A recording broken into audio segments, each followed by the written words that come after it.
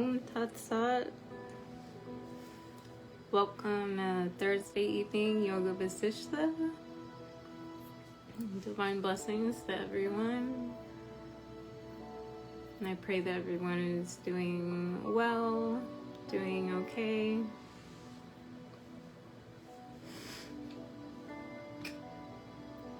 And we'll get started in a moment. And just enjoy the quiet. Today is a special day. It has been 4 months since Guruji's soul departed. And so there's a lot of thoughts and a lot of emotions, and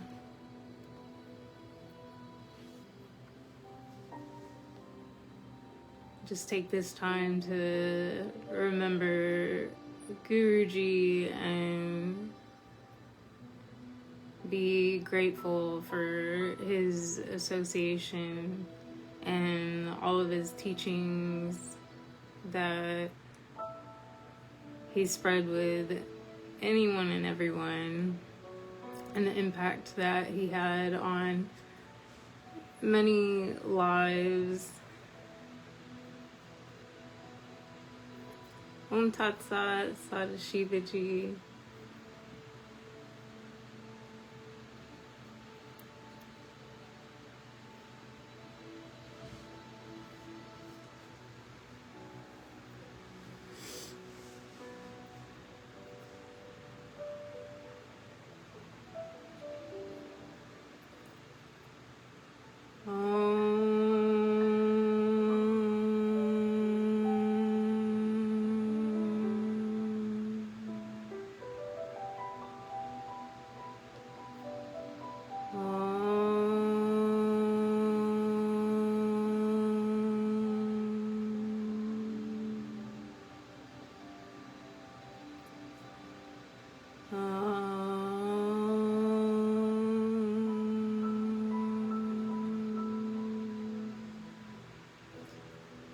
Brahmanandam Paramasukadam Kevalam Jnanamurtim Dvandvatitam Gagana Sadrisham Tattvamasya Dilaksham Ekam Nityam Vimalamachalam Sarvadi Sakshibhutam Bhavatitam Traguna-rahitam Sadgurum Tam Namami. Adorations to the Divine Preceptor, who is the bliss of Brahman, the giver of supreme joy, the embodiment of pure consciousness, beyond the pairs of opposites, vast like the ether, infinite, eternal, beyond all modifications. To that divine Guru I offer my adorations. Om Shri Gurave Namaha.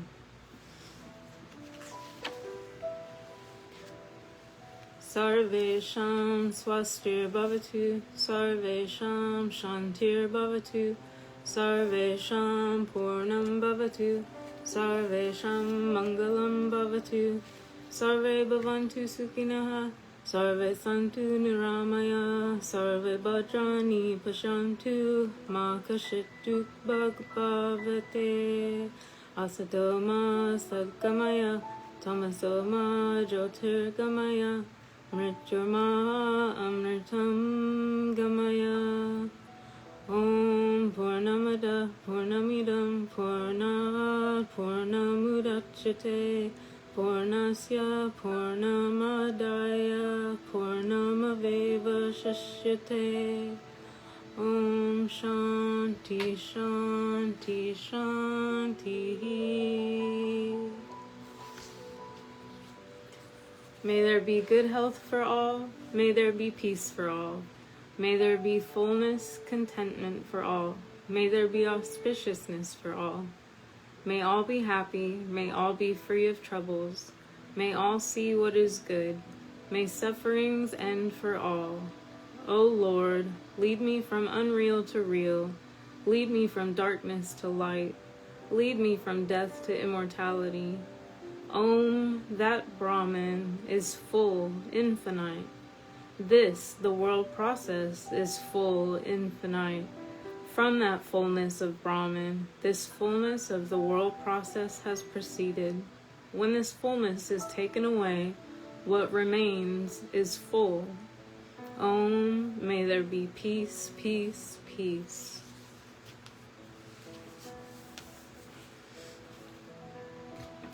And this evening I wanted to start with one of Guruji's quotes from the book that he published, The Art of Spiritual Living, which can be found on Amazon. And it's a segment where he spoke about good association. If we aspire to advance spiritually, keeping good company is an essential requirement.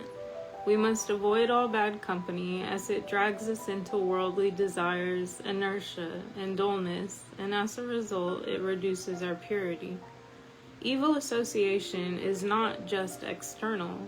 Internal evil comes to us from within, as gross desires of lust, anger, attachments, greed, ego, and jealousy. Thus, bad company essentially becomes a dual-edged sword. We must be extremely cautious. Just running away from external problems is not good enough. We can run anywhere, but we cannot run away from ourselves.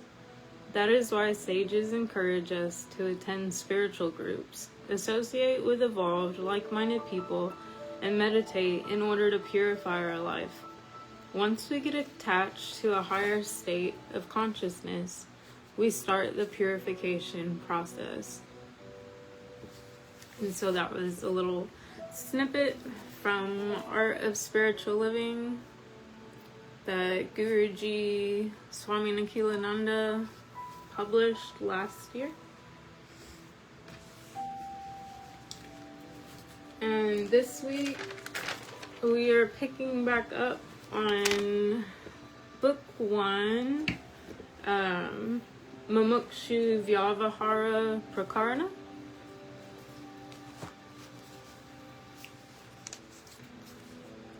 And last week we left off with section 10, the origin of sage Vasistha. And so it was explaining how sage Vasistha came into being and the reason why he came into being, and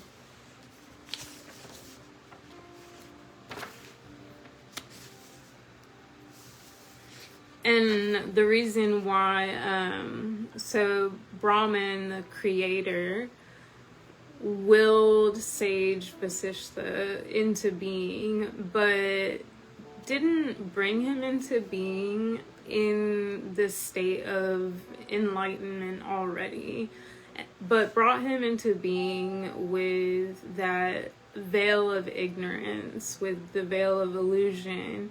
And so because of that, he was able to give him the discourse on spiritual instruction, spiritual guidance. And so that is where we left off, and we'll be picking back up on section 11, the descent of spiritual wisdom. Sri Rama asked, "O sage, how did the Creator decide to reveal the path of wisdom for the world of mortals? Please explain this to me in detail." So Sri Rama is wanting to know why and how did Brahma reveal the path of wisdom and needing knowledge, and how is humans, the human mortals, going to come about this knowledge and this spiritual wisdom? Sri Vasistha responded, in this beginningless samsara, the world process, the rising of the Creator is like a wave in the ocean. So when you think of everything as an ocean, you think of the ocean and think of the waves coming up and going down. And one of those waves coming up out of the ocean, you can imagine that as the Creator, as Brahman. And so although it might be a different form because it's in the shape of a wave, it is still part of the ocean. Brahma's mind contains the impressions of his previous creation. And so although he was willed into creation by the Creator, Brahman, Brahma still had those impressions, those seeds of the prior creation before that was destroyed, because we have to remember G-O-D, generate, operate, destroy. And so G would be like Brahma, the Creator, and then operating or sustaining would be Vishnu, and then destroying or destruction would be Shiva. Having a deep insight into the miseries that arise out of ignorance, Brahma willed to manifest the path of wisdom for leading the souls from darkness to light. Sorry, my nose tickles.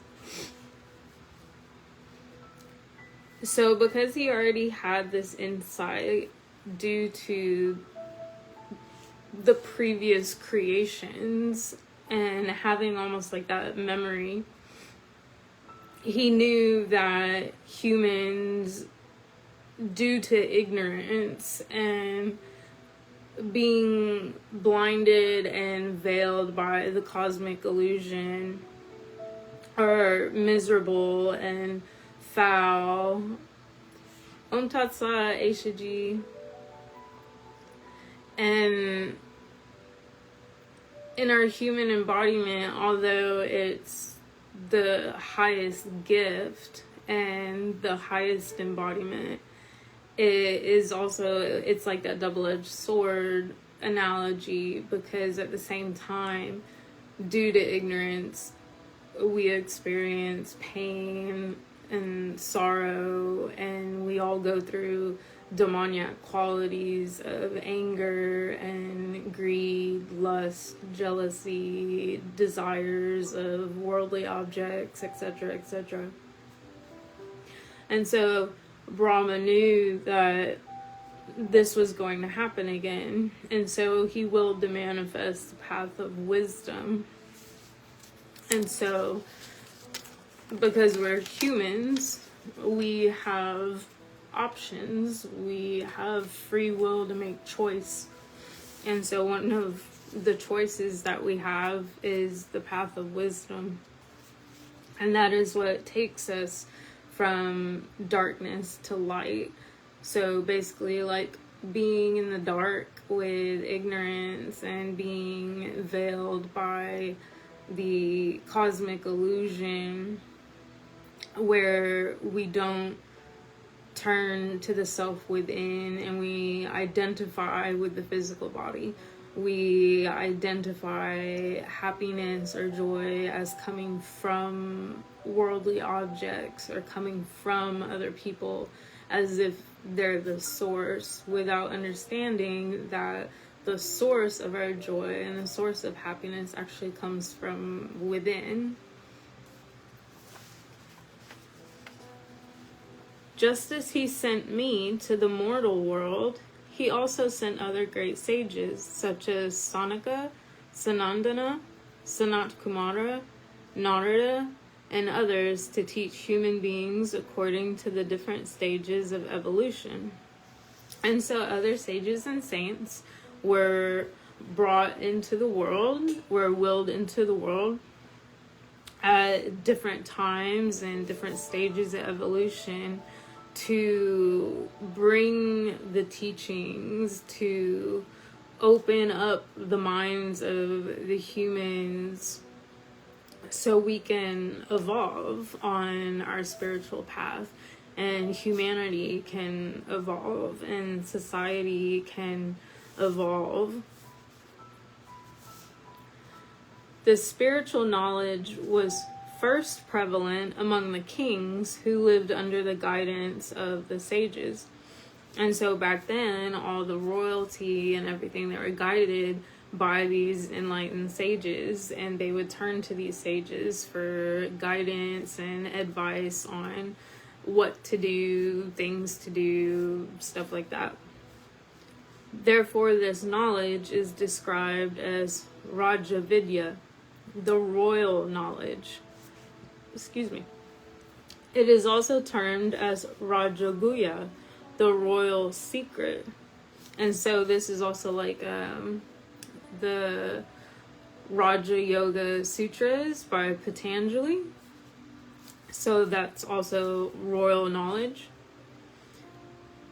Later, the kings became identified with their bodies and lost their insight into the truths of the self. Therefore, there is a great need to propagate this wisdom through the medium of your qualified personality. And so the kings, over time, they fell into the trap of ignorance, and they lost the insights that they had gained from the enlightened sages and saints that were helping to guide them. And they became more worldly minded, more attached, more identified with the body, and falling into lust and greed and name, fame, wealth, and fighting and war and stuff like that.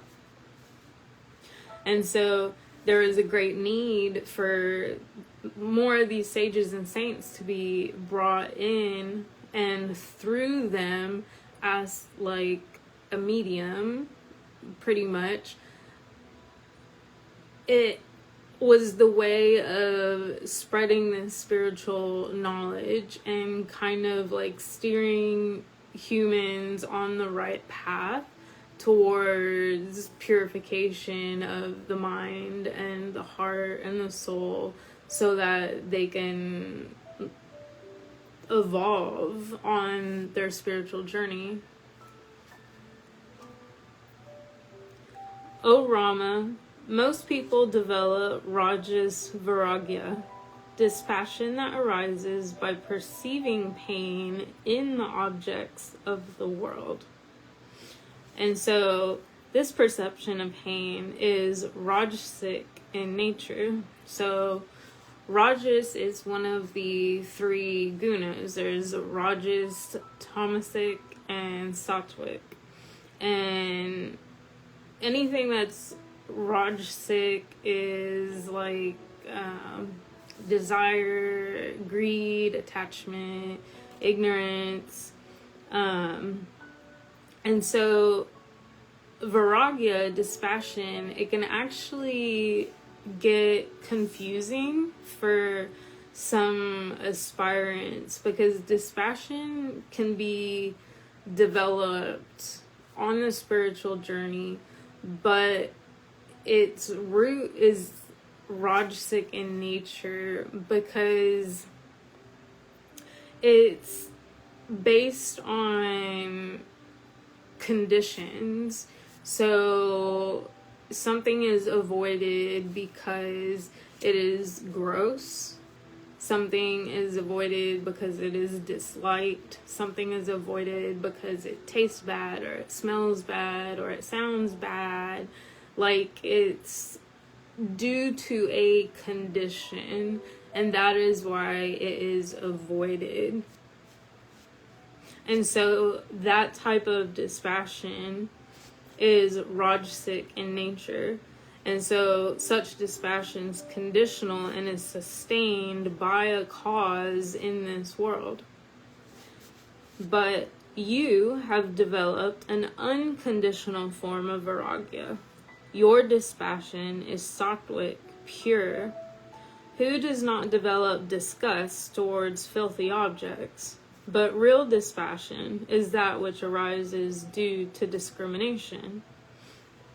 And so the difference is dispassion that is pure is due to having the intuitive mind and the discriminative thinking process of looking beyond the name and the form and understanding and knowing the source behind all of what is. And one of the first examples I remember reading was from Swami Sivananda back when he ran the ashram over off of the Ganges, and I can't remember, it was one of his really old writings, and one of the things that he would do with the students that would come to the ashram, and they were new, he would actually have them clean the bathrooms, like the toilet areas, and naturally the human mind is conditioned to think, ew, nasty, like gross, that's the least thing I want to do is go and clean up like dirty bathroom areas and stuff. But it was a way of training the mind almost at its worst condition in a way. And so putting a student in that situation, and then you're working through the automatic reaction of disgust and avoidance, because what we would find disgusting we would avoid and we wouldn't want to touch. And so it was like a challenge for the students, for the sadhaks, to go through this process. They are the great souls who develop dispassion due to the purity of their minds. And so pure dispassion that is sattvic is, the dispassion is you don't have an attachment and you're not avoiding things because of disgust or grossness. So like a dispassion, like an unhealthy dispassion would be like avoiding in an extreme way, like certain situations or conditions or day-to-day things that you should be doing, but you decide like, meh, I'm gonna avoid doing it, it's not good for me, but you're supposed to be doing it. And so with the discrimination, you don't have attachment, there's no ego, there's no selfishness involved, and so it's more like you go through the motion. So with the example of the ashram and cleaning the bathroom, you're able to go through the actual actions without the feeling of disgust, without having the feeling of avoidance, and you're doing it because it's a duty, and you're doing it as a service to God. You're doing it as a service to God that is within all the other people in the ashram. And so that's kind of like how the difference is. So one is more avoidance, that's like laziness and unnecessary, but the other one is you're not avoiding what you're supposed to be doing. And the vairagya, the dispassion, is out of purity. It's out of understanding and working through that conditioned mind. Such souls are adorned with a pure intellect.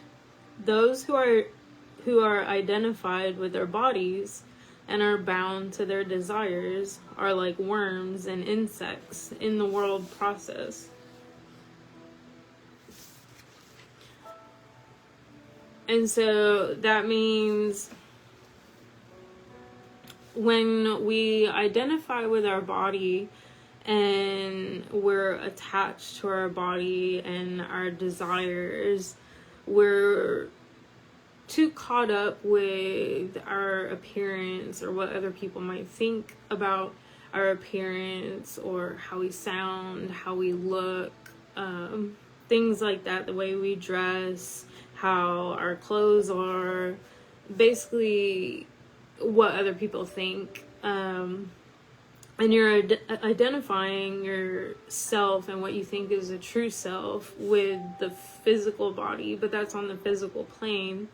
And so the more you develop dispassion and the more there's purity of the mind and purity of the intellect, you detach yourself from the physical body. And so you understand that your true self is not like this. This is just flesh. This is just muscle. Like, I used to joke with Guruji, and we would kind of laugh because when you really think about the identification with the body and how attached we get to it, we get attached and become attracted to meat suits because we're basically just skin and muscle and squishy organs and blood and phlegm and things like that, and like that's what we identify ourselves with, and then that's what people become attracted to. We're just like human shape full of junk and body liquids and things like that.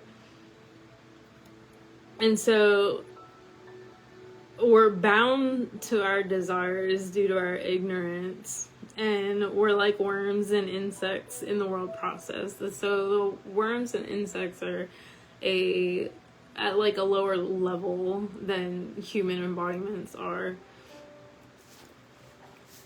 Wise men cross the ocean of the world process on the raft of wisdom. Without wisdom, the miseries of the world continue to afflict the heart of a person for a long time. Without the method of wisdom, one cannot endure the pairs of opposites with which the world abounds. And so this wisdom, when you think of the ocean, or sometimes I like to explain it as like a really big lake instead of an ocean. So it's easier to think of like a circle shape. And if we need to go from one side to the other side, we're going to need a boat. We're going to need a way to get ourselves there. And so our boat is the raft of wisdom. And you can think of your, what's it called? Captain.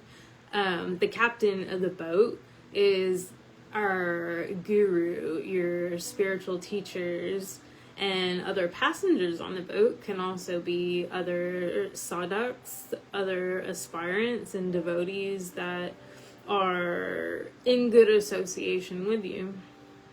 And so you use this raft of wisdom to get from one side of the world process to the other side, and that's how you cross. And so you keep gaining this wisdom and gaining strength, and it's like making the boat stronger and stronger. And we can also think of the body as our boat. And so we're making ourselves physically stronger, emotionally stronger, mentally stronger. And so with this wisdom, the miseries of the world, they don't have such a big impact on someone that has that wisdom. And so grief and despair and sorrows and mental anguish and pain, miseries and things like that, there's a deeper understanding. There's the intuitive understanding and intellect behind all of these things. And so the suffering over time becomes less and less and less the more that the wisdom is attained and understood. And so without the method of wisdom, we cannot endure the pairs of opposites with which the world abounds. And so everyone experiences the pairs of opposites throughout their human embodiment, throughout their life, and it's unavoidable. So you can think of basic like heat and cold. So where you live, it could be hot, it could be cold, depending on what time of year it is. And those are opposites, but you can dive deeper into them and reflecting on them and thinking about it and with nature. And so if it's hot, we might be complaining like, oh, it's super, super hot. I don't like this. I can't wait until it's cool weather, it's cold weather, so I'm not all gross and sweaty and uncomfortable. But that heat can be providing warmth to ourselves. It can be providing warmth to animals. The sun shining for that long during the day is providing the sunlight to plants for them to grow and thrive. And then when you flip it and you think of the cold, like, well, once it starts getting colder, then we're complaining that it's too cold and now we can't wait until it's spring or summer again. But that cold weather is also when a lot of animals get their rest and they hibernate. And for humans,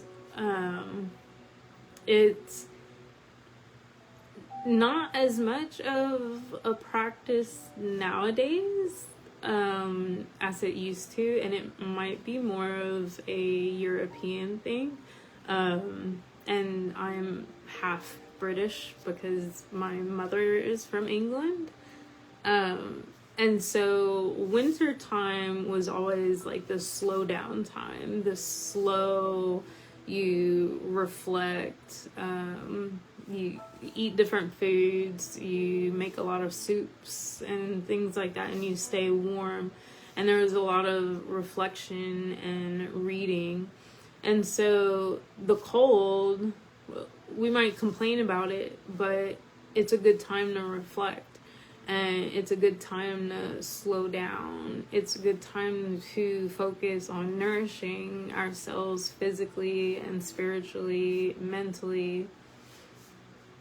And so with wisdom, this is just one example, the heat and the cold. With wisdom, we're able to endure both of those, the pair of opposites, and we don't suffer through them. We don't suffer through the heat because we understand it's necessary. We don't suffer through the cold because we understand it's necessary. Just as straws are consumed by fire, so the ignorant are consumed by the fire of grief at every step. But a forest that is drenched in rain cannot be burnt by fire. In the same way, a wise man who is filled with the nectarine waters of wisdom cannot be destroyed by the fires of the world process. So imagine if you have like your front yard, the water sprinkler on, and everything's just drenched and soaking wet. and you try lighting it on fire. Well, it's not gonna light. Same with, like, if you think of wooden logs, like for a fireplace, if the wood that you're using for the fireplace is damp and it's not dry, it's not gonna light. And so we can think of our mind as a forest, and our mind is drenched in this wisdom, and the world process is like this wildfire that's just coming around and blowing through, but it can never ignite, it can never catch on to the forest of the mind, because it's drenched, it's wet, it's been drenched in the rain of wisdom, and so it can't burn us, it can't affect us. And so that's a nice little analogy. A sage with enlightenment is not affected by the cyclones and hurricanes of the world process. He is like the kalpaka tree, the mystic tree, rooted in the immutable self. An aspirant desirous of attaining knowledge must approach a sage who has a purified intellect in order to receive instructions on the path of wisdom. When taught by an unqualified teacher, the spiritual teachings do not settle into one's mind. So, a spiritual teacher arrives when it's the right time. That was my personal experience. It was out of the blue. And I know that is the personal experience of many people, but there are also other people who purposely go out seeking, and they can come across like scam artists, people posing as gurus and swamis. They do not have the proper requirements to be teaching other people. They haven't had enough proper teaching themselves, and that's a current big issue right now. And so when taught by unqualified teachers, the spiritual teachings from the scriptures, they don't stick in the mind. They don't attach themselves in a way. And so these people, what they think is helpful is actually not. What they think they're receiving in regards to spiritual guidance and spiritual wisdom could be wrong or improper if who they're learning it from didn't learn it properly themselves. O Rama, you are the best among the inquirers, and I am well versed in the art of teaching the truth of the scriptures. Listen to my instructions, and having understood their meanings, abide by them. And so I like how Sage Vasistha brings up the word inquirers. Because as spiritual aspirants, we should ask questions. We should always ask questions when we have questions. There's no question that is off the table. Anything can be asked. And Sage Vasistha is well versed in the art of teaching the scriptures, and it is an art to teach the scriptures and to help others understand when they ask these questions. And when we listen to these instructions and we understand them, we're able to abide by the scriptures. We're able to take the scriptures, the spiritual knowledge and wisdom, and then the teachings from the spiritual teacher, and apply them to our daily life, or apply them to our circumstances or a situation that we're experiencing or going through. You are endowed with the qualities of compassion, generosity, dispassion, and insight. The teachings will settle in your heart just as any colored dye settles in a white cloth. And so these qualities are divine qualities, and these are listed in the Bhagavad Gita scripture by Lord Krishna when he's speaking to Arjuna. And these are just some of the qualities. But in Sanatana Dharma, that's one of the great things about it, is it's so supportive and encouraging of working on the self. And sometimes people have a negative connotation with the word purify or purification, but it's nothing bad. It is nothing bad or negative at all. It's working on yourself and bettering yourself, your mannerisms, your personality, your characteristics, the way you see the world, the way you handle yourself in the world, the way you see other people, the way you treat and speak to other people. Everything that you're working on is good, and it benefits you personally on an individual level, but then it also benefits all the people around you also. And so when the mind and the heart has been more purified, the teachings from the scriptures, they start to soak in and settle in, and it becomes part of who you are, and it's just becomes you. You become the scriptures, and the scriptures become you. And so we can think of a white cloth, like a whitewash cloth, and if we dipped that would have been a fun, creative way to teach this.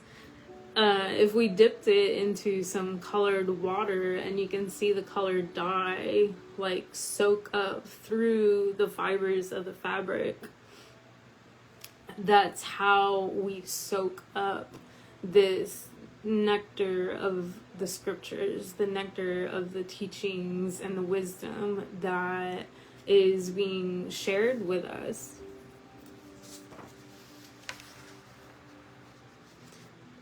The mind is like a monkey on the tree of the world process. This monkey must be controlled if one would listen to the teachings pertaining to the divine self.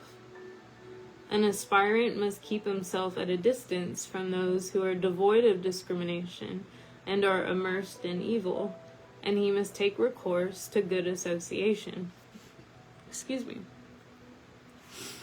And so this is why I read the quote from Guruji earlier about good association. And so the mind is like a monkey, and that's why it's called the monkey mind, because our thoughts bounce from one thing to another, to another, to another, to another. They're just bouncing around, and they get attached to worldly objects, worldly things, desires, attachments, just anything it can get its hands on. And so we, through our spiritual disciplines and our spiritual practices, we learn to train this monkey mind. And so we practice meditation and inquiry and asking questions, and there's all different practices which differ from person to person. And that's one of the great things about this, is each person can have different disciplines and different practices based on who they are and their personality types, their day-to-day living, and all different aspects. And so an aspirant must keep himself at a distance from those devoid of discrimination and immersed in evil. And so if you're hanging around people who are drinking drugs, partying, gossip, talking bad constantly about other people, or people who are always in a negative mindset, some people would call them Debbie Downers or Negative Nancy. But if we're surrounded by people like that, or who are into all these things, that kind of rubs off on us. And that's what our mind is going to be focused on and giving its attention to. And so it is advised in the scriptures that we distance ourselves from these types of people and these types of things, because it's not supportive of the spiritual journey that we're on. And so by doing this, we can take recourse to good association, which is what we're doing right now, which is Satsanga. And so attending discourse, attending teachings, Satsanga online, or going to temple and things like that, or just having conversations with other aspirants, like what you're currently studying or what you're learning about, or asking each other questions, or just talking about the divine Leelas and enjoying kirtan. And there's many ways of good association. Association with the wise gives rise to discrimination, viveka. Enjoyment and release, these are the fruits of the tree of discrimination.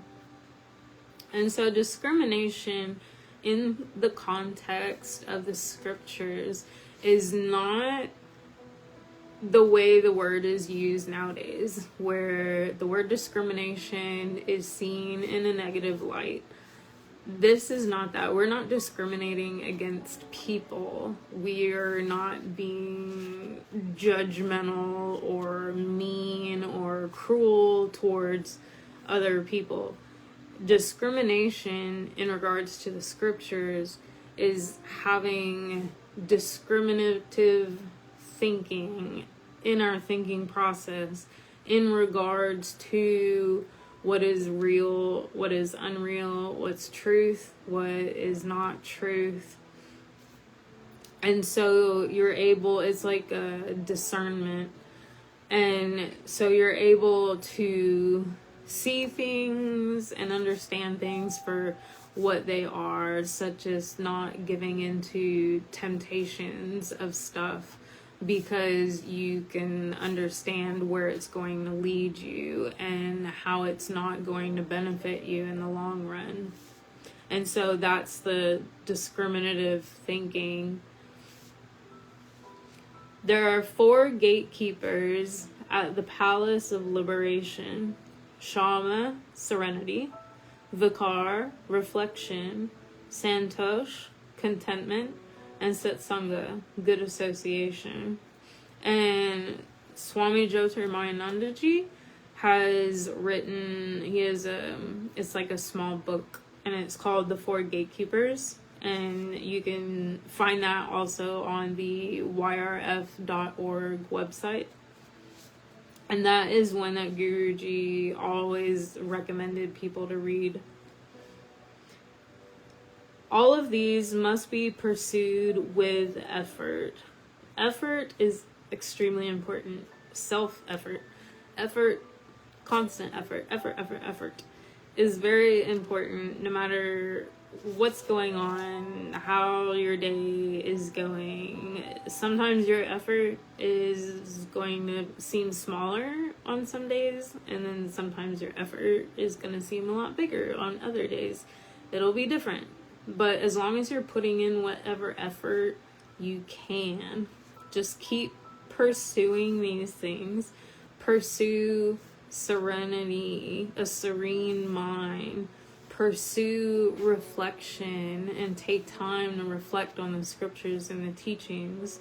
Pursue contentment, a life of contentment where you don't have the attachments and the desires. You're not going after wealth and name and fame and all that.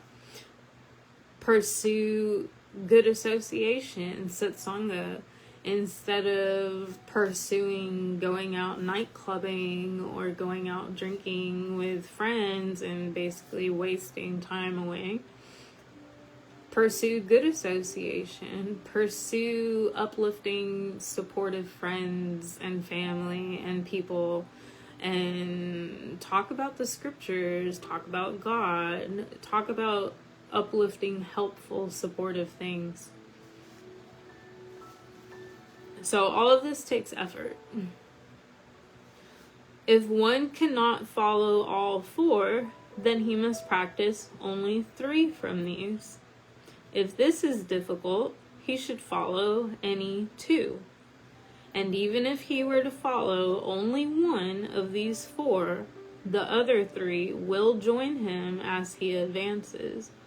So even if an aspirant is only attending satsanga, so that's it, only attending satsanga, but the effort is always there to make sure that they do whatever they can to attend satsanga. The other 3, reflection, contentment, and serenity, Vikar, Santosh, and Shama, it will naturally follow. So even if someone goes after reflection, say they don't have time to be able to put time aside for satsanga, but they're able to get in some time, like on lunch break at work or something, or right before bed, or a few minutes in the morning before getting kids up for school, and take some time for reflection or reading a shloka or 2 from the scriptures. When you do that, the others naturally will follow. So it's kind of like you unlock one door to the Palace of Liberation and you walk through it, and you're now able to unlock all the other 3 doors, but from the inside, even though you don't have a key. A man with discrimination is like the effulgent sun, while a man who is devoid of discrimination is like a frosty night. Therefore, O Rama, cultivate the virtue of discrimination and be endowed with all the great qualities that arise out of a discriminative intellect. And so a man with discrimination is like the effulgent sun. And so the sun is always shining. It never goes out. It provides light to everybody without judgment at all. But a man who's devoid of discrimination is like a frosty night. So that's kind of painful. It's like, you think of like frostbite when it's really, really cold. And you don't want to feel that. You kind of don't want to go through that. And so the analogy is when one is devoid of discrimination, we're like a frosty night. So we're kind of like painful. And we're painful to be around. And so Sage Vasistha is telling Rama to cultivate the virtue of discrimination. And in order to cultivate this virtue, one must inquire, one must ask questions and study the scriptures and develop the divine qualities that come from a discriminative intellect. Study of scriptures, listening to their expositions, reflecting upon their implications, and meditating upon the self, these are the methods of developing prajna, intuitive knowledge. An aspirant must amass this wealth in order to destroy ignorance. And so the study of the scriptures, listening to the expositions, reflecting upon their implications, meditating upon the self, these are ways that we can develop intuitive knowledge. Because through these things, we are thinning that veil of ignorance. We are thinning the veil of illusion, that loosening of the grip of Maya. And so an aspirant must amass this wealth of intuitive knowledge in order to destroy ignorance. And so the veil of ignorance gets thinner and thinner. So you think of something like a really dirty, smudgy mirror, and you spray some cleaner on it, and you start cleaning this mirror, and it begins to get a bit more reflective, and you can see your reflection in it, but you gotta keep working on it, and you gotta put in a little more elbow grease and spray some more cleaner on it and keep cleaning it. And so the more you do this, the more pure that reflection is, and you're able to see your true self in a way. And so when we have this wealth of intuitive knowledge, the veil of ignorance becomes thinner, so it doesn't have that grip on us anymore. We're not falling for the trick. We're not falling for the illusion. We're not falling for attachments. And so an example of this could be like commercials that you see on TV. And in commercials and the way that they're designed and in marketing, one of the main tactics is to prey upon the emotional factor of people in order to get them to buy things. And so an example of knowledge is understanding this and not falling for it, basically. And so we're no longer ignorant, and we understand how these commercials are coming around, why they design commercials the way that they do, and we know that we don't need to be buying everything that they're advertising. And so you're no longer ignorant. This poisonous tree of the world process is the abode of all miseries. It deludes those who have no discrimination and are afflicted with ignorance. So the world process is like a poisonous tree, and you can think of like all the little leaves on the tree are all different miseries and sorrows and pain that the human embodiment we all go through. And it deludes those who do not have that discrimination, that discriminative thinking, that intuitive knowledge developed yet. And so you are still afflicted with ignorance and not understanding. And so the experience of the pain and the sorrows and the attachments and the grief is still going to be experienced until the veil of ignorance is thinned. One who is endowed with a subtle intellect that can reason, analyze, and understand the secrets of the scriptures is called Purusha, a true human being. You are indeed a true aspirant endowed with all the great qualities. You will realize the self as if it were the shining moon in a cloudless sky. And so Sage Vasistha is telling Rama that when one is endowed with a subtle intellect, and with a subtle intellect we're able to reason, we're able to analyze, and we're able to understand the secrets of the scriptures. And Guruji used to always say, the scriptures are like a locked treasure, and it becomes unlocked over time, and it reveals itself. And through this revealing, it's hard to put into words, but through the revealing of the scriptures, and you're able to reason and you can analyze what the scripture is saying. You can understand what it's saying. You know how to apply what it is saying and what it is guiding you on. Because the scriptures is the guidebook to life, the guidebook to the liberation of the soul, the guidebook to self-realization. It literally spells it out in every way, shape, or form what to do. And so he uses the analogy of as if it were the shining moon in a cloudless sky. So at night, the moon is bright, it's big, it is not blocked by dark clouds, and so it's a clear sky. And that's kind of like our ignorance. When that veil of ignorance gets thinner and thinner, we can see that shining light, we can see the shining moon.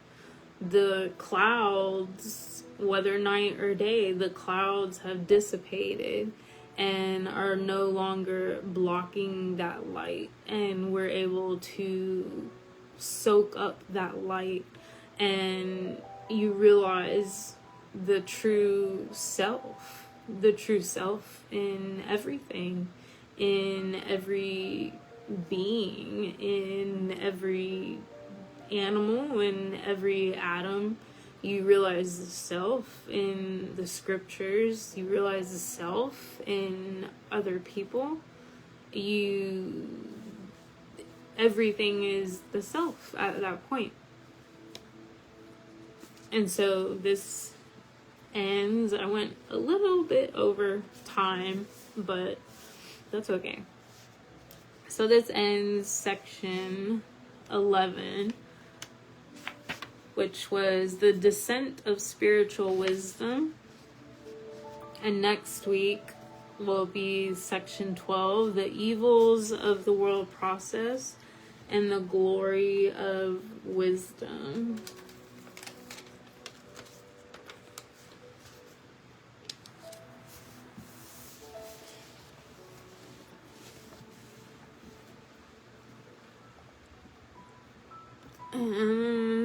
Thank you for everyone that attended this evening. Sadashivaji, divine blessings. Ashaji, divine blessings.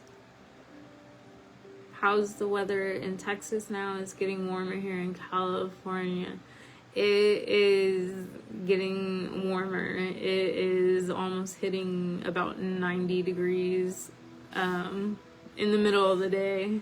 So it's definitely warming up. And it's supposed to be a pretty hot summer again. But we're kind of used to the really hot summers down here. Sada Shivaji says, your thoughts, words, as well as deeds are all to be considered. Yes, everything is like a holistic approach. So everything is considered on this path. I'm trying to see what those pictures, a monkey, I think a bee and a mug of beer, bad combination. Yeah, a monkey mind and alcohol, bad combination. Ashaji says, it's good to be able to watch and listen to the recording, reflecting and applying the knowledge to our lives. Absolutely. Yes, that's why I was making sure I could figure out how to get these videos off of Facebook, and onto YouTube, because they now delete all your videos after a week, which is not long at all. So all Satsanga videos and any other videos that I may do in the future will always be uploaded on YouTube, so you can always go back.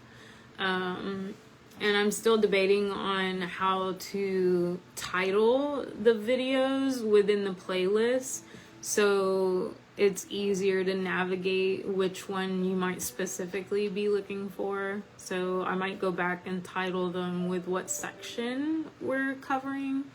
Right now they're just titled what date, and sometimes that's not helpful. So if anyone has feedback on how y'all would like the YouTube playlist to be titled so it's easier to navigate, just let me know. Guru Ma Om Tat Sat, divine blessings. Thank you.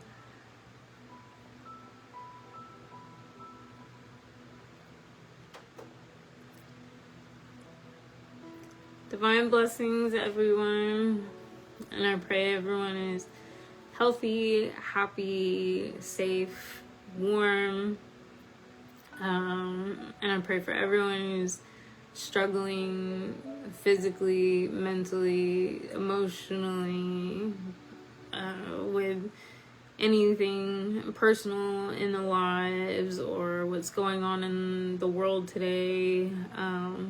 There's many reasons people are struggling, and everyone's always in my prayers all the time. I pray for peace of mind for everyone. Sadhu Shivaji says by book and section number would be good. Yeah, that's what I'm thinking too.